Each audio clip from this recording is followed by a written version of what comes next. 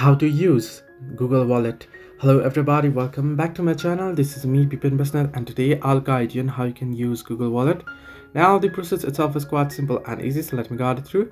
First things first, once you download the Google Wallet, all you have to do is you'll have to log into your account. You can log in using your Google account by verifying it with your phone number, and once you verify it, you'll be headed into this home page that you can see on the screen. Now you can see at the bottom right corner, you can see add to wallet option. You want to simply tap on it, and once you tap on it, it'll ask you to add a payment method. Here you can add your payment card, transport part, loyalty, gift card, and photo. If you want to add your card, all you have to do is tap on payment card option, and it'll give you an option to add in your credit or debit card, your Visa card.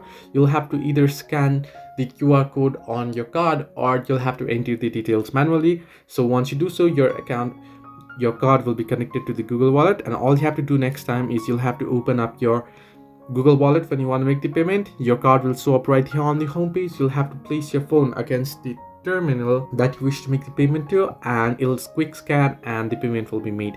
So this way you can use the Google Wallet.